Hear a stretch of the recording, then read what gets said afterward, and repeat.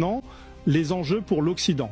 L'or n'est pas simplement une ressource extractive parmi d'autres, c'est un actif stratégique qui sous-tend le système financier mondial.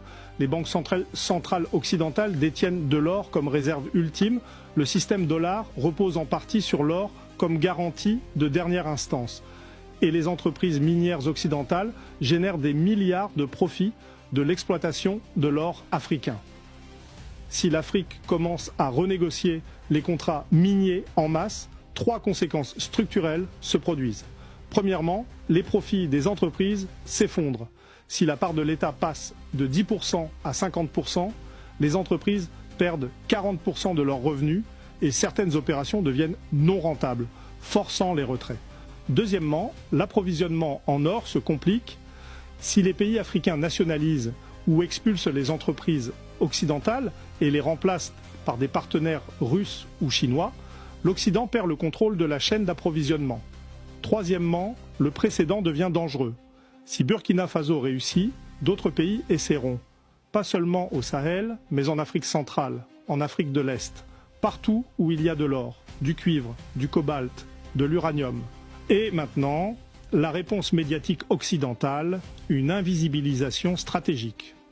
Les médias occidentaux utilisent systématiquement l'étiquette « junte militaire » pour Traoré, ce qui produit 2 effets. Premièrement, cela délégitimise, junte signifie illégitime, militaire signifie non démocratique, donc tout ce que Traoré fait devient automatiquement suspect. Deuxièmement, cela rend les manœuvres économiques invisibles. Quand les médias parlent de Traoré, ils parlent de sécurité, de coup d'État, de violence, mais jamais de renégociation de contrats miniers ou de souveraineté économique.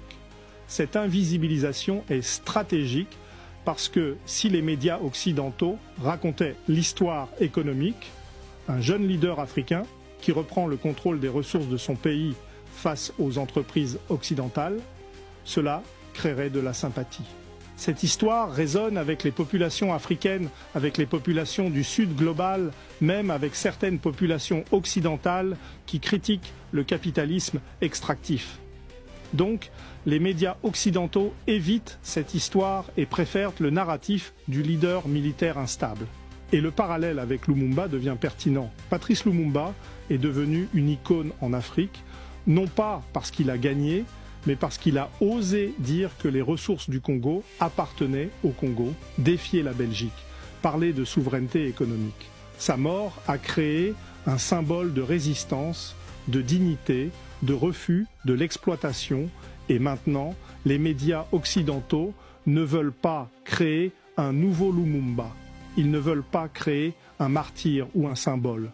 Donc, ils essaient de présenter Traoré comme quelque chose de différent, pas un révolutionnaire ou un héros, juste un homme fort militaire ou un leader autoritaire. Cette narration est une tentative de contrôler le récit avant qu'il ne devienne incontrôlable. Et l'escalade, 75% de probabilité dans les 24 à 72 heures. 3 déclencheurs possibles. Premièrement, une entreprise minière occidentale fait un bras de fer ouvert, refuse de renégocier, menace de se retirer, mobilise des lobbies pour presser son gouvernement d'intervenir. Ce bras de fer public force Traoré à montrer sa force avec une nationalisation ou une expulsion, créant un précédent qui rend d'autres pays plus audacieux. Deuxièmement, menace de sanctions. Si un gouvernement occidental menace le Burkina Faso de sanctions économiques à cause des renégociations minières, cela transforme le conflit d'une confrontation entre Traoré et des entreprises privées en une confrontation entre Traoré et des États, créant une dynamique de souveraineté nationale où les populations burkinabées se rallient derrière Traoré, et les autres pays africains voient cette confrontation et choisissent leur camp. Troisièmement, coup d'État ou tentative d'assassinat contre Traoré.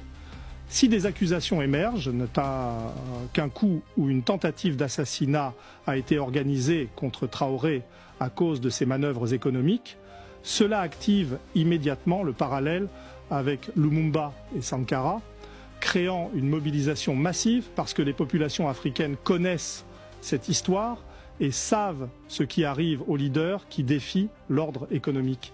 Et les alliés de Traoré, Russie, Wagner, Chine, Turquie, ne sont pas motivés par l'altruisme, mais voient une opportunité géopolitique.